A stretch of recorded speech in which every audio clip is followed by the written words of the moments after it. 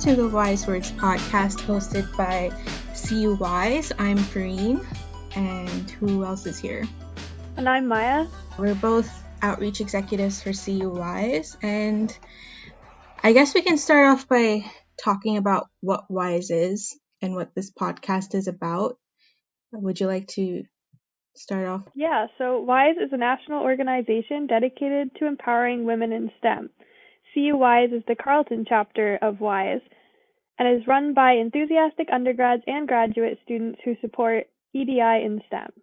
Yeah, and this podcast is a platform for leading ladies in the industry to come and talk about their research, academic and career paths, any hurdles they face. The goal here is for listeners to gain insight in what fields they can participate in and focus on for their capstone projects, honors research theses, or their grad studies. And it's just a place to talk about the challenges that everybody faces as students in STEM or just in the society we live in right now. Yeah, so today me and Fareen are going to be our first guests, and we're going to interview each other, and we could talk about our own research and what we've been doing in our undergrads and how we're finding Carleton. So Fareen, what program are you in at Carleton, and what allowed you to choose that program? Well, I am in software engineering. This is my third year. I chose it after weighing the pros and cons of all the career paths that I was interested in. In middle school, I really loved physics. That was my first love. But then I discovered computer science and technology when I was able to take electives. I still remember we coded simple calculators in C code on Notepad back then. And back then I had these far-fetched dreams of being like an elite ethical hacker that worked to help in situations of global security and stuff like that. And the more I grew up and really thought about that, it seemed unreachable and unattainable because it was an intimidating field to me, especially considering that there's not really a direct path to cybersecurity. You usually do a certification or something of that sort, and you usually land a job through networks. And I found a sense of security in doing a bachelor's degree. So I then analyzed what I could do when it came to a bachelor's degree, and I considered doing a degree in physics, and pursuing a PhD in astrophysics or quantum mechanics or something in that ethos. But the people around me said that it would be harder to survive in that climate when it came to job security and finances. So I then moved on to computer science, and I was told that the market was really saturated in computer science, and although technology is a growing field, it's very competitive, so I need to somehow stand out. So I looked into engineering as a possibility, and I rediscovered physics and engineering through engineering physics, and I considered that. But then there was once again that concept of uncertainty, which really made me hesitant. And after that, I discovered software engineering, which was like a happy medium between all the interests I was interested in. I could do a little bit of physics, I could do a little bit of engineering, I could do computer hardware, computer software, maybe a little bit of cybersecurity if I could squeeze that in. And I just hoped back then that somehow I could meld my degree to get me into the field of cybersecurity.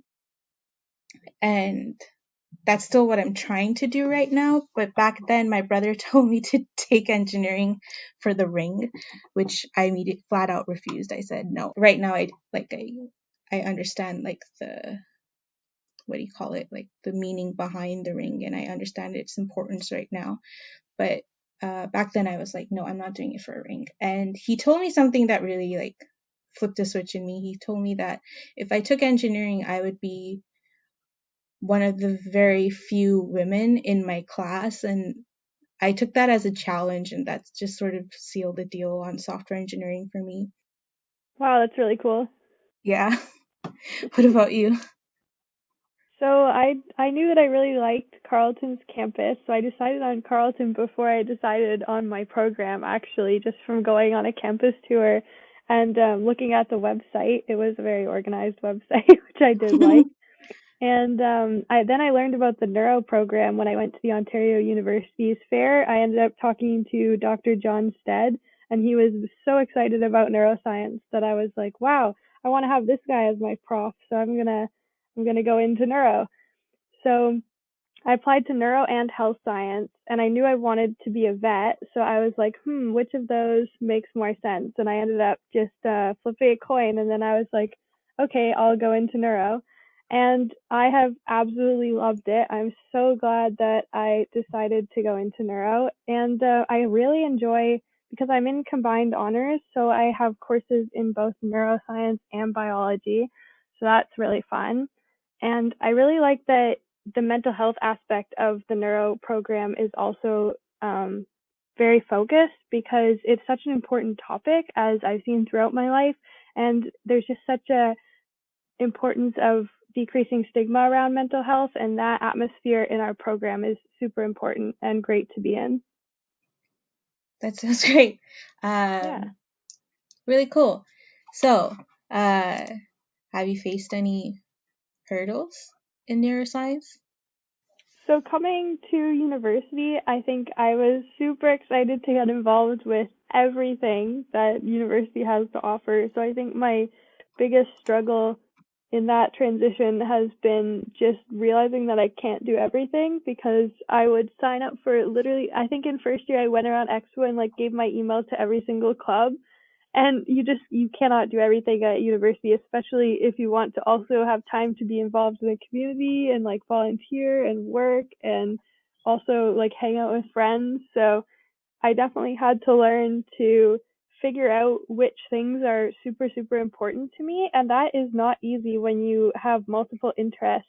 Narrowing down those interests and trying to figure out where your priorities should be and which things are the most important, because you do have to like sleep and like go home sometimes, and that is a difficult lesson to learn. So yeah, now I'm completely attached to my Google Calendar and I still do a lot, but I've also figured out that which things I really care about and which things I was just doing because I thought, oh, those are interesting for this 5 second minute, but aren't necessarily like my true passions. What about you? I know there's not a lot of women in engineering. Has that been a big struggle for you? Yeah, so when I I started engineering in 2016, and there were like only a handful of women in my class, so much so that I knew all of them. There were less than 10 of them, and we formed a sort of female software engineering group. It was like a little study group that we formed. I wasn't really intimidated at first, but then the more I think about it now, I realize that I kind of put up these borders around myself. I sort of subconsciously restricted myself from reaching out to like profs and other students and clubs and societies and the faculty, because there was just this idea that, I don't know, I felt like I was representing my minority, so there was like no room for mistakes, if that makes sense. Yeah. uh yeah, so there was this, I just restricted myself from reaching out to anybody. And the more I think about it, the more I realize I was really intimidated, because the engineering group at Carleton is very loud and proud, and I don't really relate to that. And the people that I see in engineering, they're just so involved in the community. They're working on like 5 projects a semester. They're doing so many extracurricular activities. They're execs for so many clubs and societies. And it's just like, how can you manage to do all of that? And Yeah. it's like, do I really belong here? You know, do I really belong in this culture that is being fostered within engineering at Carleton? And because of like the gender ratio, there is that great sense of intimidation. I remember for like one of my first courses in first year, we had a prof who would get swarmed after every lecture by male students asking him like a barrage of questions. And my female colleague and I had a question after one lecture, and we stood by waiting our turn to ask a question. And every time the prof looked at us as to like as a cue for us to ask our question, another student sort of interrupted and asked their question. And it was so awkward and bad. It got to the point where the prof literally turned to us and said, "And you ladies, what would you like to ask me?" And by that point, I felt like I was put upon the spot for some reason. And by that point, my question had already been answered, but I just stood by to support my colleague because she had a question as well. And I ended up asking what I perceived to be an extremely stupid question. And my colleague asked her question as well, and the prof patiently answered. But right after, we just bolted and we talked about how awkward that was and how bad that was. And I never asked the prof a question after class ever again, because at that moment, all the students were just looking at the both of us, and it was just like, what do we do now? Like, I don't know what to do. And Wow. yeah, it was really Have weird. you And sorry, go ahead. have you noticed that as you've gotten into upper year courses that students have sort of gotten used to having women in their classes, or are they still just as bad as in first year? I'm not sure. It's I think they're used to it. I honestly just I think they don't care. I feel like there's just this idea that I think for other people, I assume what they think, and that sort of puts up a barrier.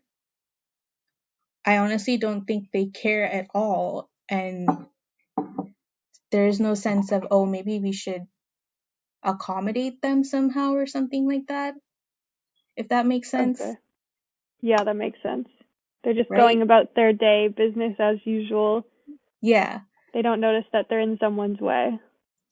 Yeah. And yeah, it's interesting. It's just like there's this sense of like, oh, people tend to form their own groups, and when they form their own groups, they tend to stick to their own. Like, female students will form a little female student group, and then the male students will form a male student group. And as a woman, it's intimidating to go and join a group that's all male. Um, Hmm. but yeah, it's an interesting situation that I don't really understand yet, I suppose. But yeah, that was my first year. What was the question? Yeah, that pretty much answered the question. It was just about what sort of was the biggest struggle coming to university.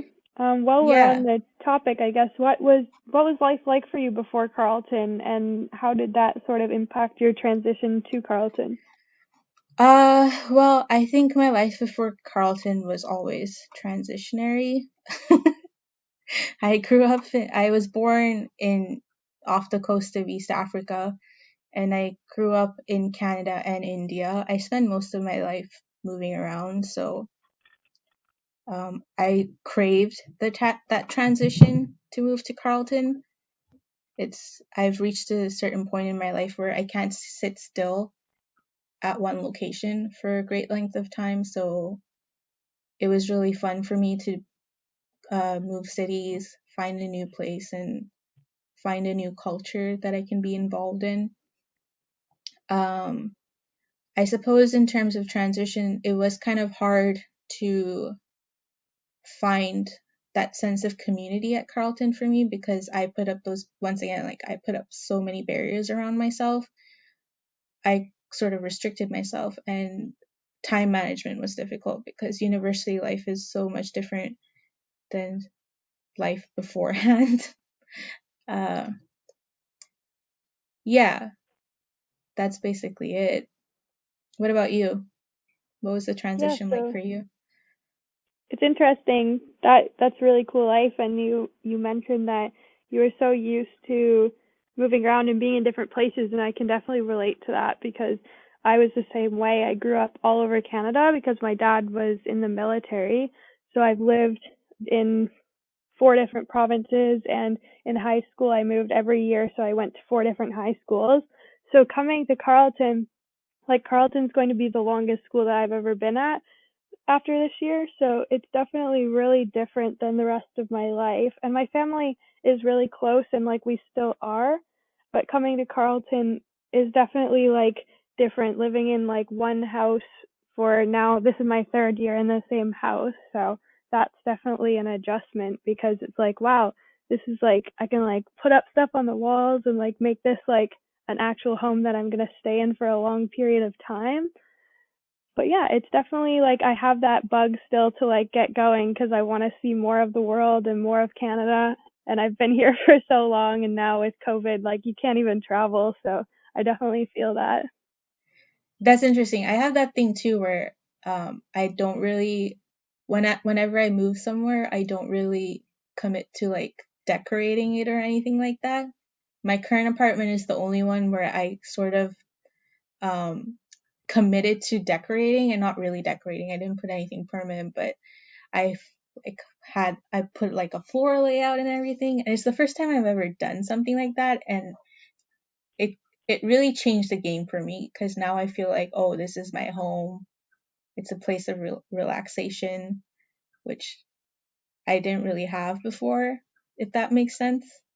Yeah, for sure. I mean, moving as a kid, I always remember we'd move in the summer and we'd always say by December we'll have like the house set up and we'll actually feel like we live here.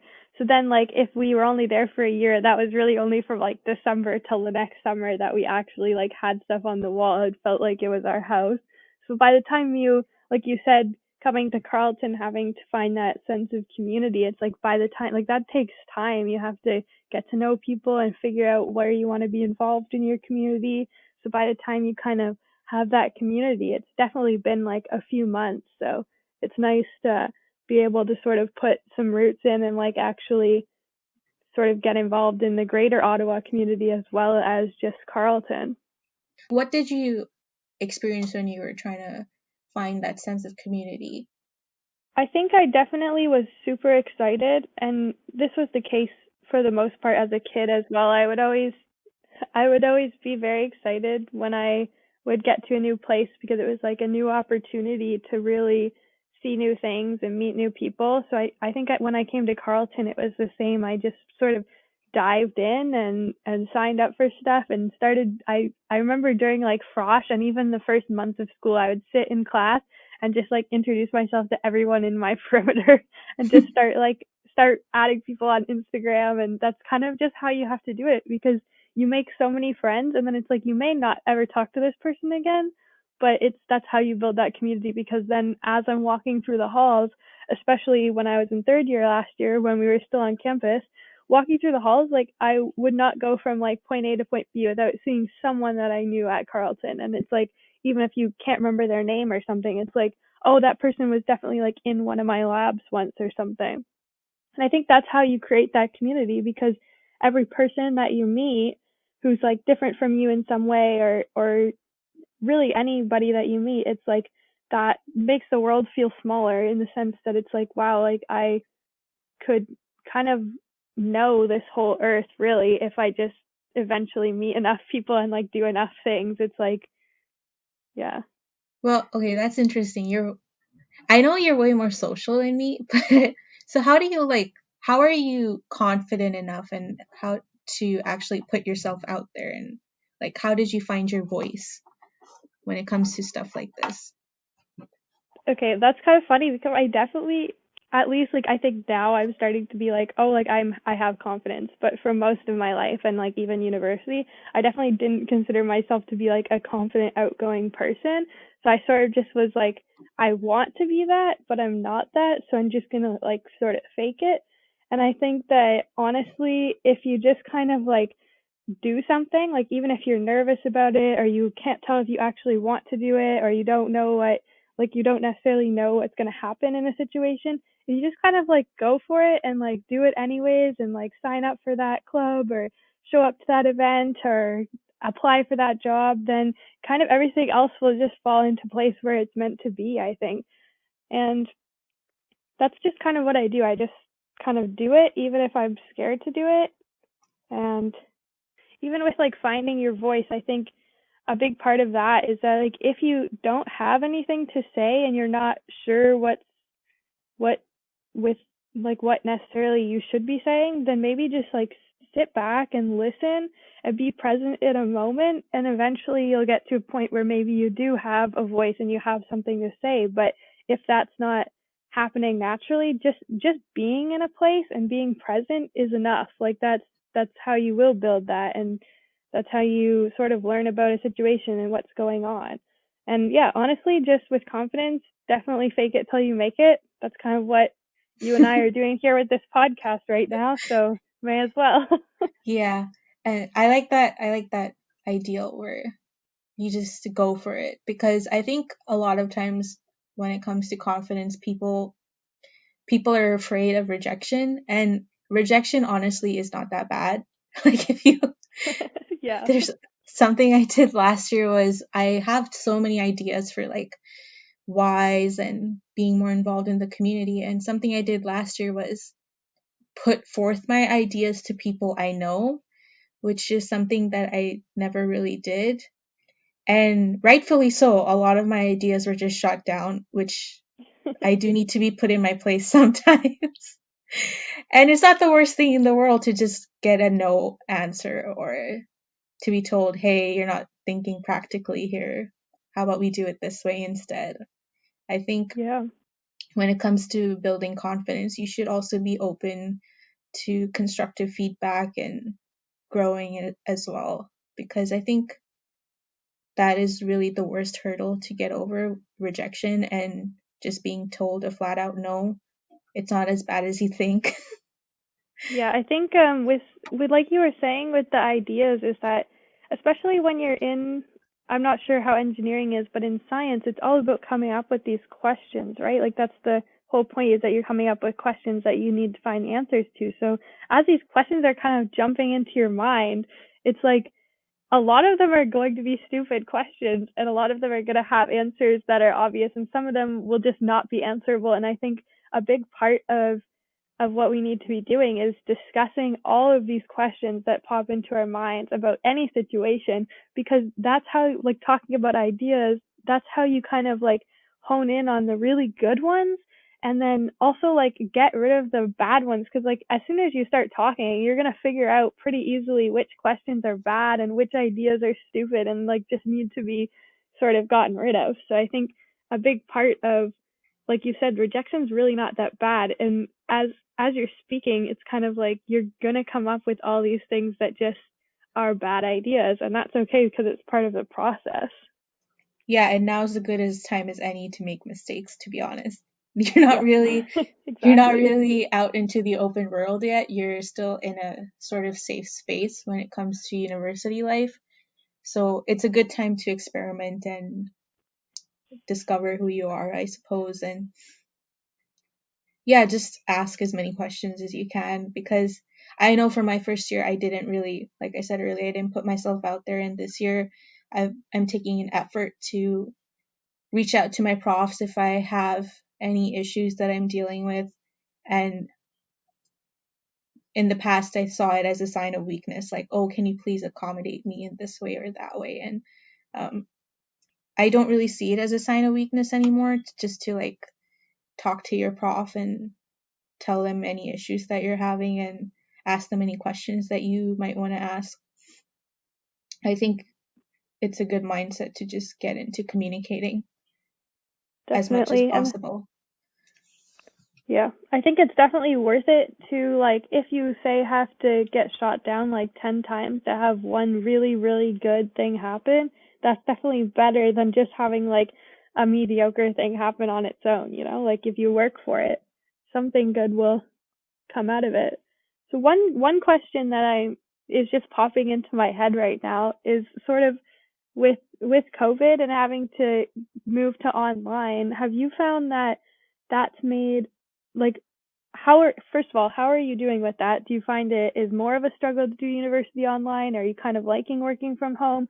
And then on top of that, you said that you've started asking your profs more questions, and I'm wondering if being online where you're not in that classroom where that ratio is necessarily as obvious, is it better and easier to talk to your profs and sort of ask questions and put yourself out there, or is it still like the same or more difficult? Well, okay, so I'll answer the first question first. So, online classes. they're, I honestly don't think they're that bad. If they are bad, it's on me because I'm not really good at time management. Also, I had my wisdom teeth extracted last week, so I've been falling behind. But Oh my goodness. I Forgot just want about to, that. yeah, I just want to rip my teeth out like so bad right now.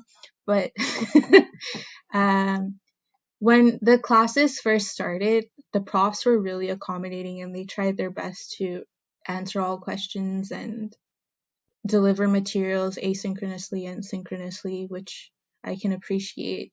The thing that really throws me off about online classes is I now have the freedom to attend a lecture whenever, whereas beforehand, the only way I could get the knowledge was to physically attend the lecture. And there's this nagging thought in the back of my head that if I do not attend a lecture at the specified time, I can always revert back to it at a later time, which is not a healthy way to go about learning because there's never time later on. You're always busy, especially if you're participating in extracurriculars and the community and stuff like that. You're always busy. You won't find time later if you don't find the time now. So that's been an interesting problem that I've been dealing with. When it comes to reaching out to profs, I don't think it's that different because, like I said earlier, I never really physically reached out to a prof after that first year. I've always emailed a prof, and that is what I'm doing right now as well. So for me, it hasn't been different, but has it been different for you? So I really don't like online at all. I found I knew it was coming because I've taken online classes in the summer pretty much every year and I've hated it every time. So I was not excited about it. But yeah, I'm usually like in previous years would like get up, go to campus and stay there all day and come back late at night. So being at home all day is definitely not ideal. I've definitely found it a struggle to like because the time is the same, right? Like you still don't have that much time. So it's like you're still needing to do work all day, but like Yeah, sitting at a desk all day, like it's one thing to be like, oh, you can get up and stretch, you can go for walks, but you kind of don't once you get into your work. And I definitely think not being able to like have the constant like going up and down stairs and like going to Roosters for coffee with friends between class and like having that sort of like those breaks that are just naturally there and you don't have to schedule yourself breaks. It's definitely yeah. harder to stay on track, but I think I'm starting to get more used to it now. I Well, think I'm it's starting to get interesting you into it. say that. When I was doing my internship and COVID started, we had to move home. We had to work from Mhm. home.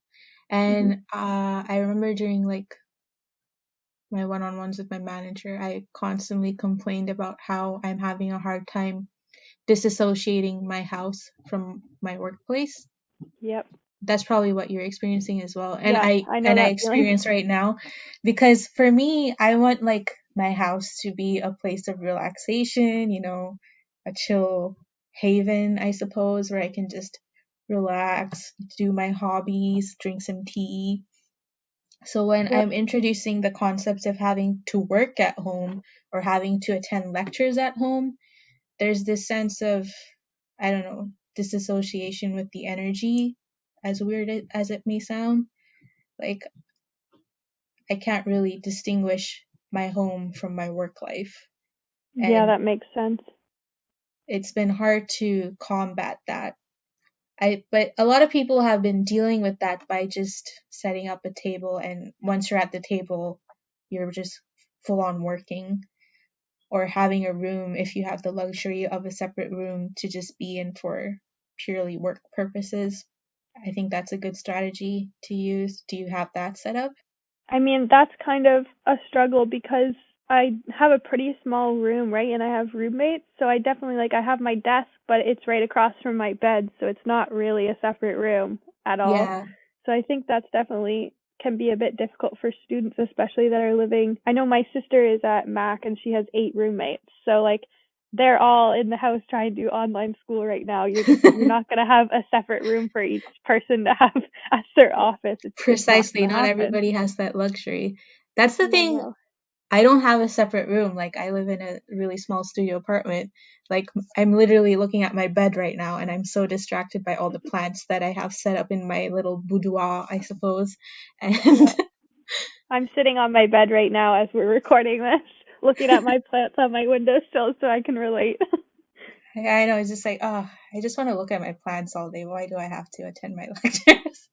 But I've Yeah. tried to do a thing where, like, my dining table is now my study space. Once I'm sitting at the dining table, I'm just working.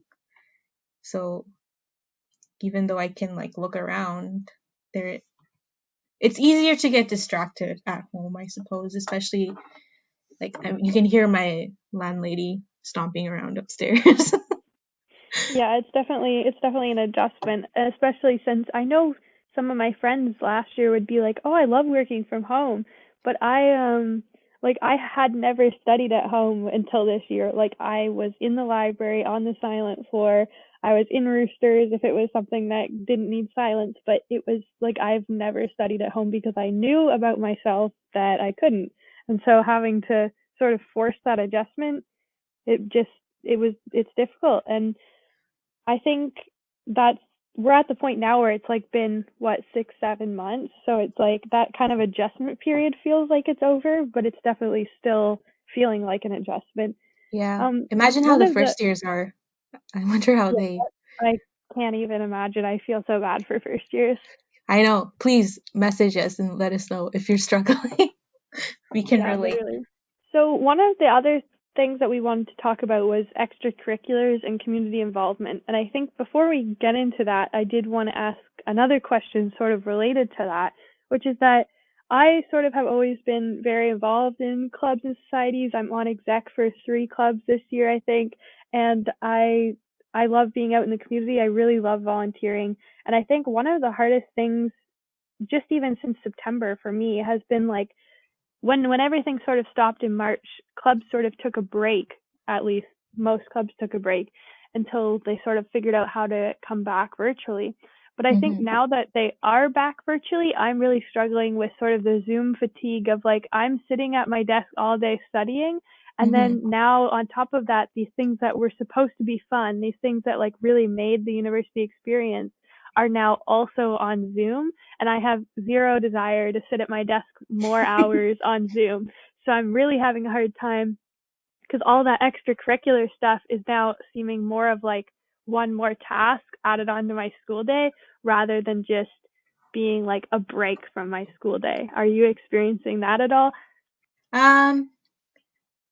Yeah. Well, for me, it's just been a scheduling thing.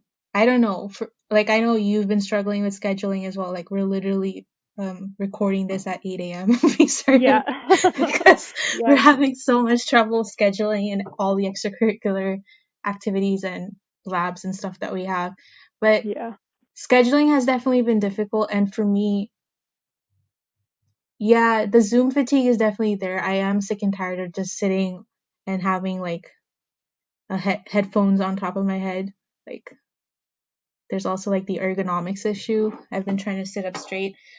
But Yeah. yeah, I've been trying to, with WiSE especially, I've been trying to not do as many meetings, but I know you know that I have been doing a lot of meetings. I have not been making all those meetings. It's so tricky because it's a necessary evil, especially for when we're all virtual. Like, I want there to Yeah. be communication. That's something I learned from last year, is that if there's a good sense of communication and everybody talks about what they're doing, it'll build a platform for success, but it is kind of hard with all this. I know when I was working, when I was doing my internship, I got so sick and tired of all the Zoom meetings. Like I had like 5 to 6 Zoom meetings a day, and like That's too I many. just, well, that I'm probably exaggerating, but we had stand up in the morning, and then yeah, it might be better to try and make them interactive somehow. Also, do you have Discords for your classes? I was going to ask earlier. I do not. I do not know. Oh my god, all of my classes they have like a Discord set up, Huh. and Kind of cool. I don't know if I like that setup, to be honest. It's just too much to keep track of. For that's where Yeah, it's I see too a much. problem. I feel like I'm becoming oversaturated with communication. Yeah, Like me too. when I feel like everyone's kind of trying to fix the problem before it happens. So it's like the boss yeah, will kind of throw it at you to make sure you're staying involved. for me, I am experiencing that problem with my classes because you cannot physically go to a professor or a TA.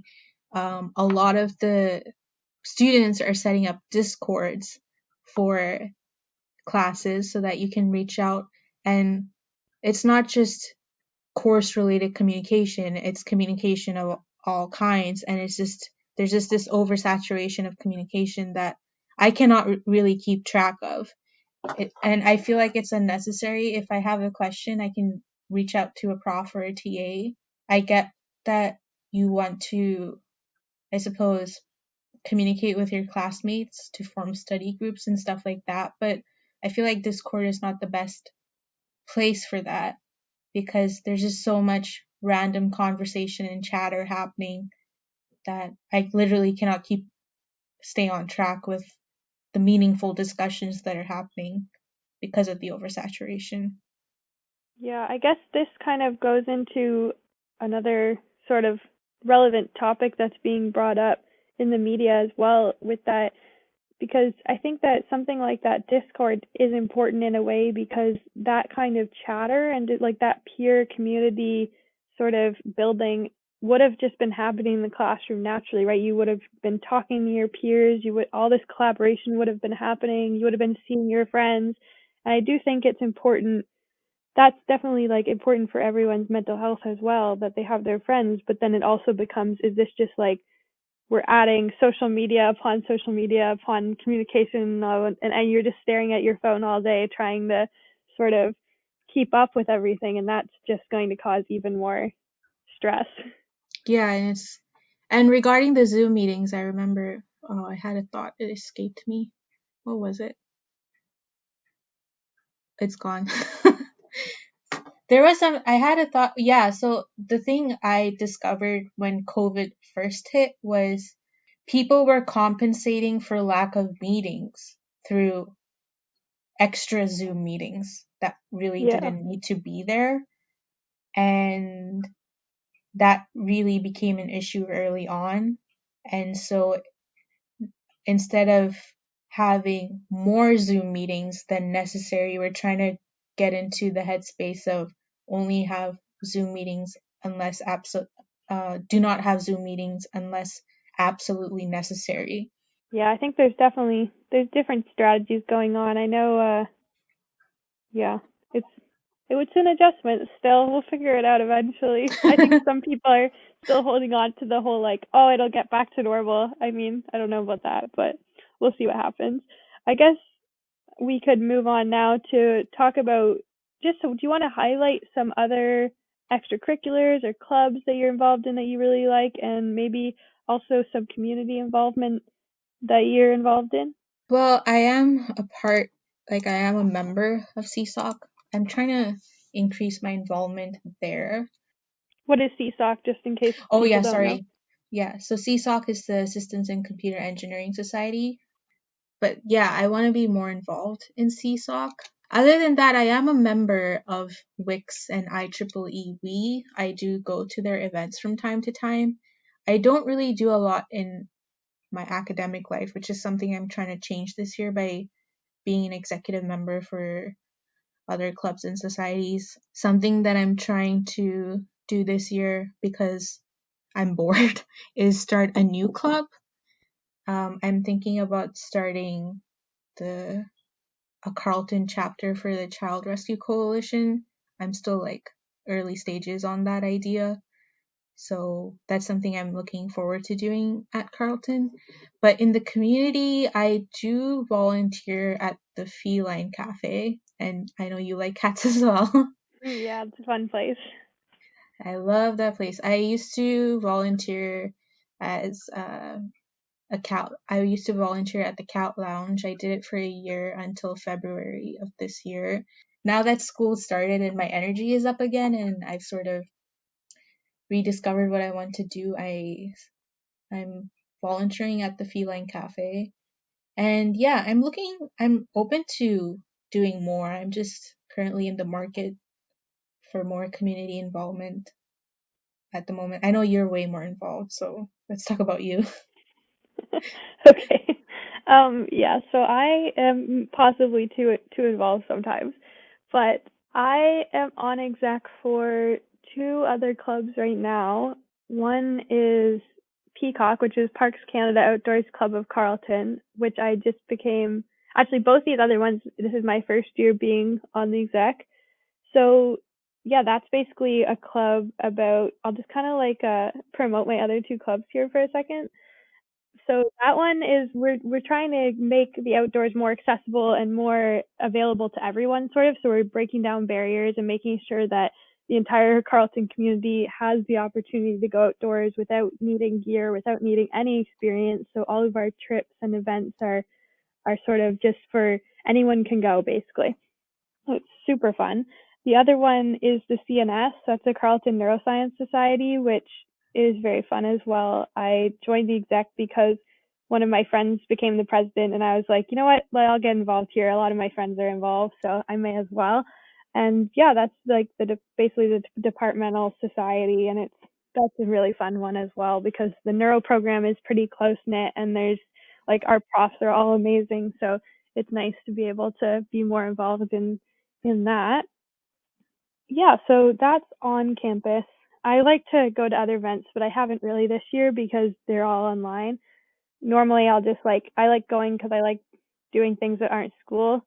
So I haven't really joined many events this year because they're all just at my desk anyways.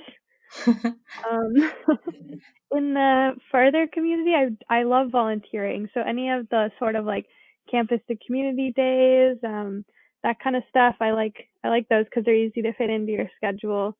And then I have also volunteered at like an art therapy place, which was really fun. And I also volunteer at a couple of different vet clinics, one of which, because I want to be a vet, and one of which is the community veterinary outreach, which is really cool because it provides veterinary services for marginalized people in Ottawa. So that's very cool. It's like a day clinic sort of, and people can come and get services for free. That's been one of my favorite things that I've done in Ottawa. So yeah, that's sort of me for now. Oh, I forgot to mention, I do coding workshops in the community for like children between the Ooh, ages of anywhere from like 9 to 13. Those are really fun because I like seeing girls at those things, which this yeah, year I see a lot of girls, and we're trying to do it virtually. It's like an 8 week it's an 8 week coding camp. I do it every year. This is my third year doing it. And this year has been a challenge because we're trying to do it virtually. that's really cool. Yeah. But yeah, That seems like something that could be adjusted to virtual. you'd think it would, but it's harder to explain how Zoom works and how to navigate Scratch to young children Mm, and true. like following Zoom etiquette and stuff like that. Yeah.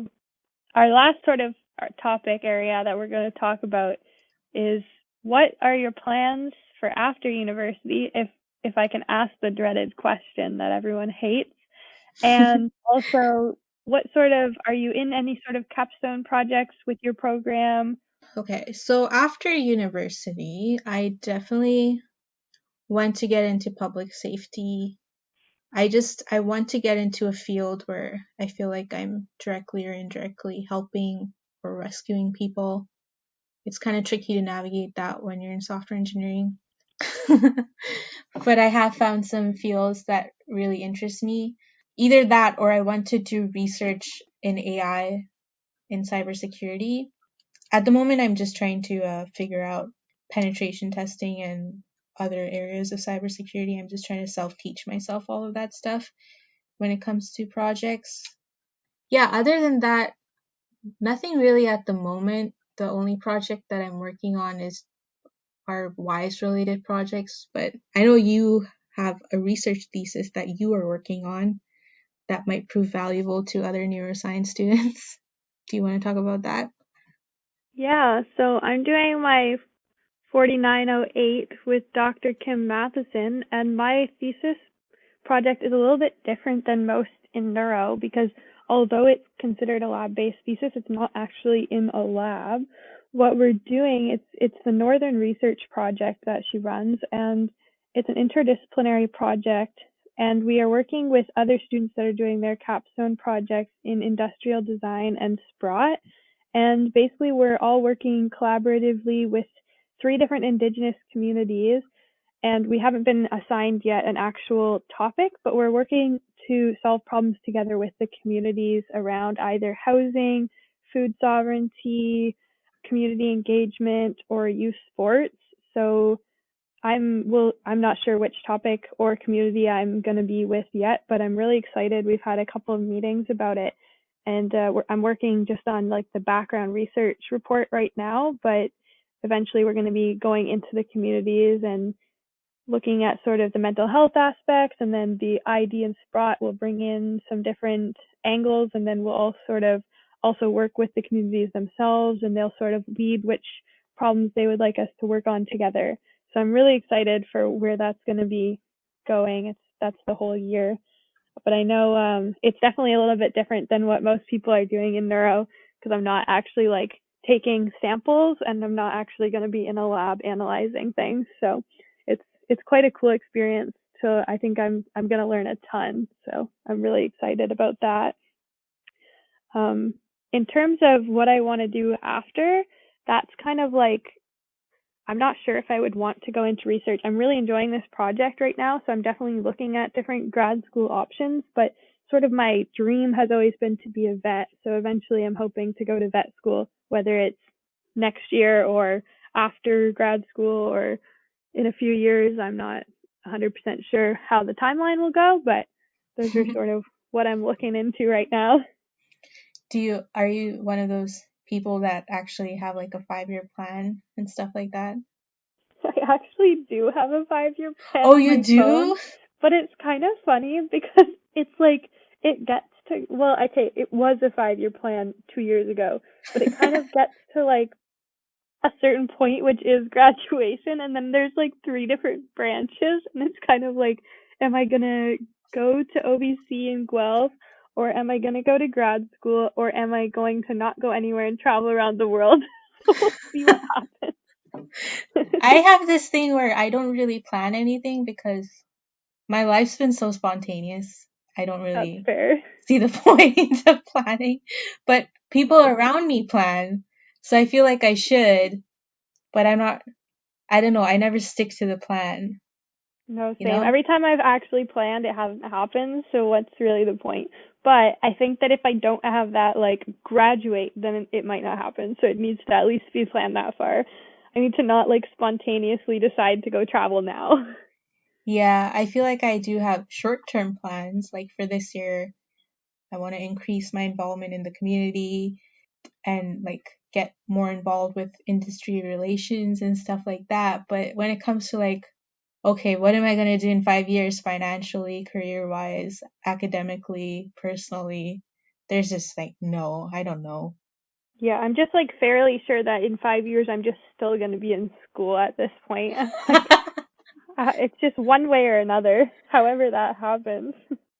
Yeah, I've already started looking at like masters that I can get into or certifications I can do. But yeah, there's It's just so definitely, much it you can can be, do. yeah, it could be overwhelming too because like you said, you don't like to make plans, and I feel that, but one of the things that I noticed right from first year, because you kind of have to be like 5 steps ahead with these things, because looking at with vet school and the grad school that I've been looking at, both of those things, it's like, oh, you need like 3 references and they have to be specific people in your life. And then it's like, Mm-hmm. you need this experience and that experience and these grades and those grades. And it's like, you kind of have to be strategic because, as I was saying, you can't do everything. So it's like, if you want to keep a little bit of these options open, it's almost like, well, these are two very different options that I'm weighing right now. And I'm like, in order to keep both of those open, I need very different lists of credentials. So it's like, okay, I'm trying to get like the veterinary experience, and for that I need 2 different veterinarians to reference me from 2 different clinics. So that's like Mm-hmm. a whole starting. And then for the grad school program that I was looking at, it's like you need like 3 people that can speak to your academic performance, and it's like, okay, so that's like 3 different profs or TAs or whatever, and I'm like, okay, this is a lot of people I need to speak to Yeah, and it's with my always, job experience. I don't know if you have the same issue, but I definitely do, is I'm always interested in everything. So Yep, me too.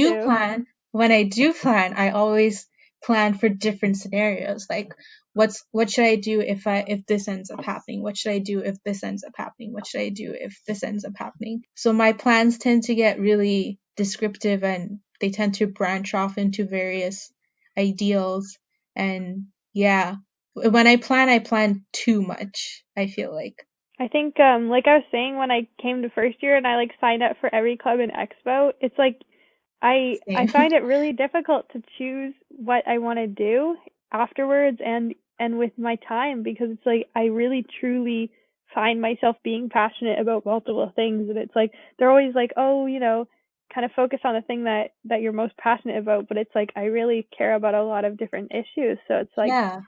I know I've always wanted to be a vet, and I know that, and then I'll be like down the rabbit hole of looking at grad school websites, and I'll end up being like, okay, what if I like get into multiple things? Like, what how do I choose? And I'm like, how do you come sort of I'm working on how do I ask myself these questions of like, what do I actually see myself doing? Like, can I do multiple things? Can I do both? Like, can you There's do also that everything? sense of, can you somehow fit what you're doing into multiple targets? You Yeah. know, it's with me, I'm doing software engineering, and I kind of want to get into public safety. I want to get into cybersecurity.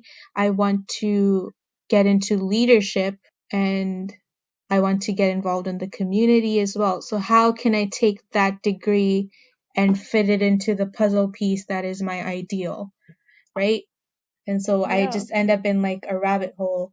And I want to do research as well. So how can but I want to work in the industry. I don't know if academia is really for me. So how can I get into research in public safety? How can I get into AI and cybersecurity in public safety? Is there a way to do that in the industry? So it's a whole bunch of like cutting and pasting what you want to do with what you have at the moment and making Yeah. the most of it. Yeah, one of the things I think that I've learned that kind of helps with this over the years of university is that like I really enjoy doing things that are interdisciplinary because I have all these different interests. So like the program that I'm in is both Hmm. biology and neuroscience, and I also have taken some psych courses.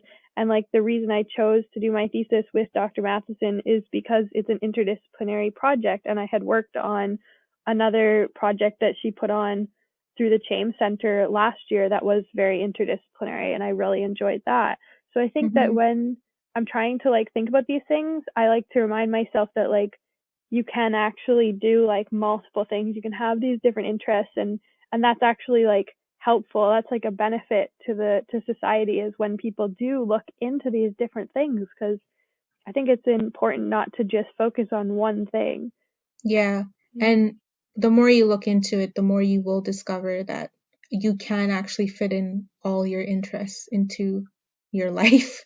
Um, Yeah. The more you pick away at it, the more you can introduce it into like your daily routine and just the way you plan. Yeah, it's funny because when I was thinking about my thesis last year, I was emailing different profs, and one of the other ones that I was interested in working on was something to do with birds and like their like ecology, I guess. And like that's so drastically different than what I ended up actually doing. So I think it's funny just seeing like how you can have all these different interests and then like end up doing like something completely different and loving it. And now I'm like a lot of the readings that I'm doing right now are like basically learning about the history of indigenous peoples in Canada, and I'm like that's so drastically different, but I'm really really enjoying it. Yeah, I think the key is to realize that if you like everything, you will. Don't just stick to one thing and consider it the end of the world if you don't end up in that thing. Yeah. Like you were saying earlier, you got into a whole bunch of clubs and societies. I did that too. Like I literally went around Carleton Expo grabbing business cards, signing up for everything, and it kind of got overwhelming, but I don't really regret doing that because I got to dip my toes into all of those clubs and societies, and I still do it when I look at areas of research and when I find different projects to work on. I if it doesn't ever come to fruition, or if I never complete a project, or if I fail at something, at least I tried and I gained some experience and some skills from that interest that I took up. And I learned from it, and now I can move on and get into something else. Yeah, that is exactly it. Like if I was to tell, I tell first years when I volunteer with Frosh, and I tell like anytime I have a chance, I'm like just get involved. Like that is what university is for. Even if like just do everything you can. That's really what you're paying for. Like you're not going to learn if you just do your classes. Really, you need to also sort of get involved with the greater community. Yeah, not just the university community, but like the community you live in. Yeah, Like that there's so too. much to discover out there. Like there's so much you can get Mhm. involved in. Shall we wrap it up? Yeah. Where can we find WiSE? We can find WiSE on Instagram, Twitter, Facebook, and LinkedIn. So Instagram, it's cu.wise, Twitter at cuwise, Facebook, it's cuwise, and LinkedIn, it's cuwise. And then we do have a website that you can go to. Maya, where can we find you? They can find me on Instagram at Maya L. Johnson or on Facebook at Maya Johnson. I don't have Twitter anymore. I mean, I do, but I don't even know You my don't use password. So it. don't try to find me on Twitter. I do have LinkedIn too, but I also haven't used it. So you Yeah, could try. we're working on that for you, aren't we, Maya? Yeah, we're working on it. It's okay, we'll get through it. I'll We're help gonna you have a with that. LinkedIn workshop hopefully for Oh my yeah. my own self. Oh yeah, just for you. Well, we are doing a whole bunch of workshops in October, so you Yeah, can join. join But we'll me. have a personalized one just for you. Fareen, where can we find you? You can find me on Instagram and Twitter at Fareen Levi, Levji. Just send us a DM or something, and if you need help with anything, we're always down to help Mhm. and guide you. Yeah, honestly, just any questions. Yeah, Maya's a fourth year, I'm a third year. Okay, what are we doing next month on our podcast here? Next month, we're having Madison Cohen McFarlane. Yay! She is the vice chair of CUIs. Yeah, and she's going to talk about her research and her academic path and How her life. exciting. I know. Don't miss it. Do She's not miss it. amazing. She's done a whole She is bunch of amazing. mentorship. She's been with WISE for a long time. It's going to be fun. Yeah, and keep track of our WiSE social media as well. We have tons of events ready for you. We've been working all summer, having lots of meetings, trying to make this work virtually. It's going to be great. Yes, the oversaturation of meetings. It will Yep. come to, it will be for a greater cost. Do not worry. It's all going to be, it'll be It fine. will all come to fruition. It shall, it shall. All right. Thank you so much for listening. See Yeah, you thank next you. This month. has been so fun.